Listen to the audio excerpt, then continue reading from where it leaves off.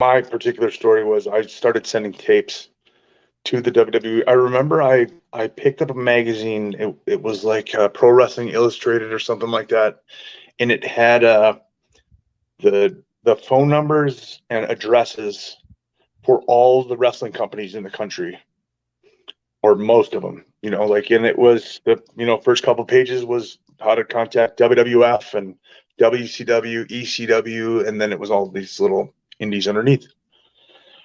And I remember I sent a tape to WWE, and I sent a tape to WCW, sent one to ECW, and I got a call back a week later from Kevin Kelly, who was in charge of extras at the time for WWE.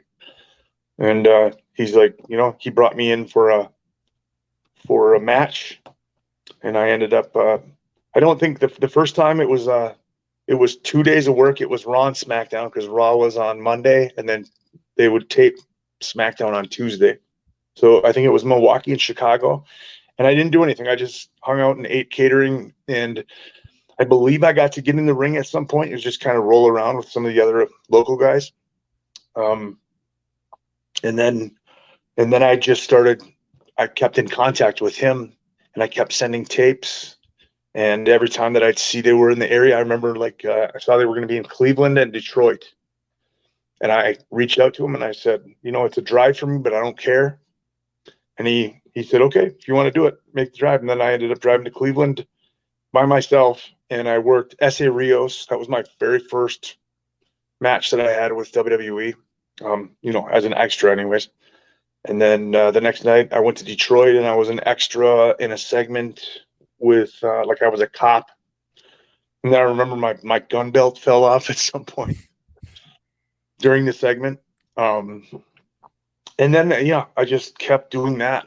And I would go and I'd try to be a sponge as much as I could and just, I didn't want to be annoying, but I also wanted to make sure that people knew that I was there. And um, I just kept doing that. I did that for 6 years. And slowly but surely, people start to remember you and recognize you. And I had a couple decent matches, and so they knew that I understood that my job was to make their guys look good, not to get their, not to get myself over. I think that's interesting. Um, that a lot of people, even workers in the company, don't realize that like nobody is impressed by your cool moves, and like they're impressed by you doing your job well. And if that means that your job is to go out there and make Braun Strowman look like an absolute animal maniac, and you do a good job of that, the people that are in charge backstage are watching the monitor and they know what you're doing. They can see it. And that is more impressive to them than cool moves and stuff. Does that make sense? Yeah, absolutely. And so that was, I think I was able to do that, and I just got to know a ton of different people. Dr. Tom, Paul Heyman at some point like took an interest in me when I was there.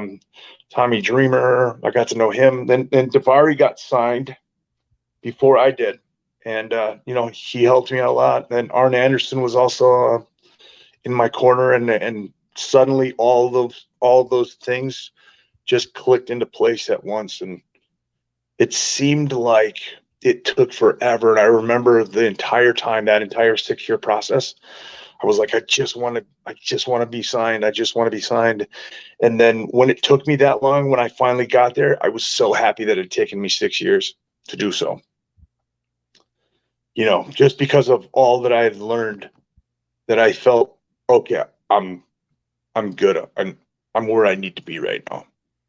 Experienced enough. Yep. That first night when I went out and they said it was supposed to be a dark match against Funaki. And when Dave Lagana came around the corner, I was in gorilla position doing push-ups, and he came and he says, like, there's been a change to the match. I thought he was going to tell me that the match was scrapped. And he said, we have to figure out a finish for you because you're going over. You're going to win the match. And he goes, welcome aboard, and stuck out his hand, And I remember, like, not really being any more nervous. I was like, I'm going to go out there and do exactly what I was going to do 5 minutes ago when the finish was different. So, yeah, there's something to be said about having like all that experience. But yeah, I was just fortunate in my case to just, and I'll tell you what, like I was about ready to like, I should start looking for something else to do, because it had been 6 years and I was just like, I was struggling financially and was like, how much more can I do? I was 27, I think.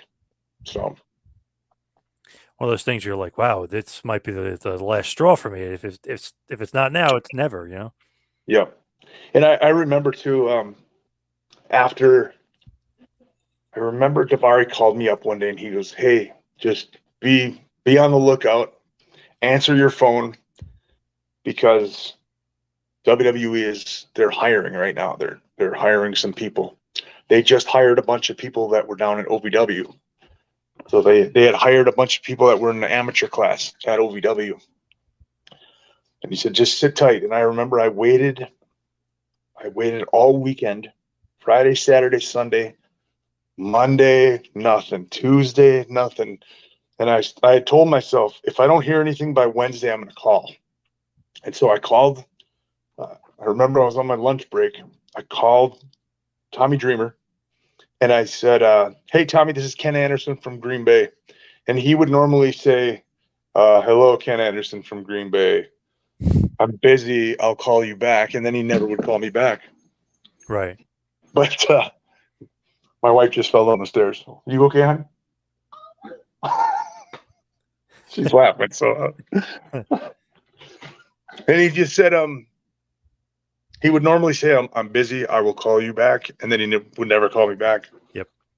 And he just said, hang on a second. And I heard him shuffling some papers around. And he's like, I've been trying to call you for several days now, but your number has been disconnected. And I was like, no, it's not. And I'm he said, calling you for that number. is your number blah, blah, blah, blah, blah, blah? I said, no. He goes, oh, I've been calling the wrong number.